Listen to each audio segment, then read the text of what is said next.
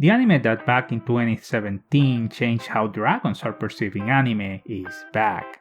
4 years we had to wait for the sequel for Miss Kobayashi's Dragon Maid, in part due to the tragedy in Kyoto Animation back in 2019.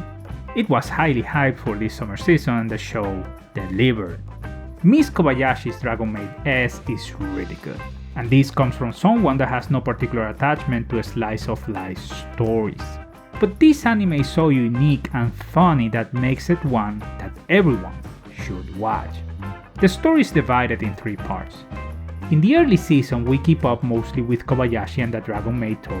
As for a new dragon, Ilulu comes down to the human world to hunt her down. All of this serves to remind us the tone of the show and how our main characters interact with one another. The mid-season is mostly about background.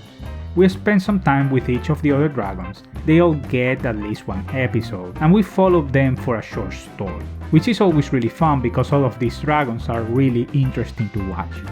In the final part of the season, there is a small arc between Kobayashi and Toru that serves to expand the world and the story of this beloved franchise.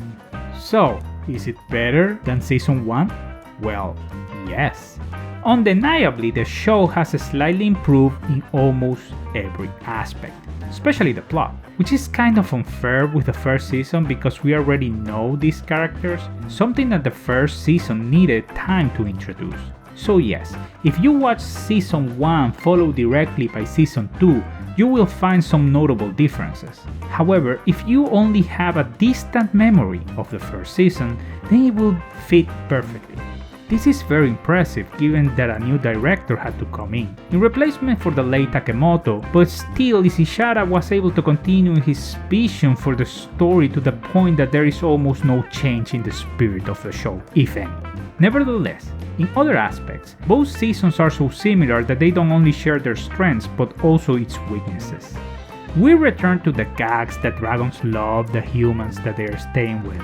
We know this since the first season. It was repeated several times. Well, it also happens in the second season. In my opinion, at this point it's unnecessary. Yes, you can make a reference here and there to remind us of it, but spending several minutes in the same gag that is told over and over again to have the same result, it becomes predictable and boring. This show also is known for its amount of fan service, and even that it has grew enough to just double it down in that department, the second season put at least the same emphasis as the previous one. There is a very weird spell that Ilulu casts over Kobayashi in the early season that I still don't get. I am not going to spoil that for you here. It is funny, but it is stupid. It made no sense. And also to contribute to the fan service, of course, the oversized frontal side of our beloved dragons that are so iconic at this point. When talking characters, the 3 main ones are the same ones that previous season. The already mentioned Kobayashi and Toru, and then of course is the fantastic Kana, who has become a symbol for modern anime. Kana is right now one of the most popular characters worldwide, and she gets a lot of screen time. She is the same cute dragon that likes humans just because they are fun and has a couple of strong episodes. One in particular that for me is the best one of this season. Elma is back and she retakes her rivalry with Toru. We get more of their background, which is extremely interesting. She also gets more screen time to develop her life in this world trying to achieve other goals. The rest of the dragons and their humans have enough time to develop as well, and as I said before, they had each at least 1 episode for themselves. The animation is spectacular, from beginning to end. Everything looks very alive and character movements are so stylish. There are a couple of episodes that really knock it out of the park, especially one of the Kana's episode in which she travels somewhere, I'm not going to tell you where, and that place she travels to is so well done, it blew my mind the attention to details. I've never in my life seen animation this good in TV anime. It is flawless.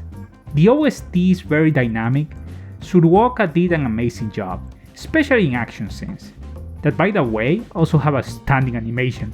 I cannot believe that I'm saying this from Dragon Maid. The OP is really good. sadly had to compete with the previous one that is so iconic, so it is not better than the original, but still is really good. Regarding the ED, wow, this is another outstanding success that also goes together with our dragons dancing in the background. Very colorful, very fun, keeping with the spirit of the show.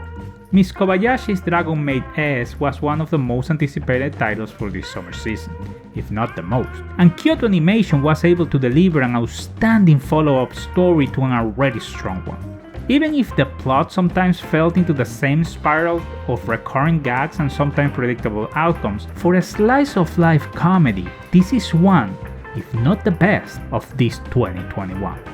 That is why for me it's an 8 out of 10. It would have never crossed my mind that today's more popular dragons in anime would be this bunch, but man, they are really fun and entertaining. So, who is your favorite dragon? Did you watch the first season before heading into this one? Let me know in the comment section down below.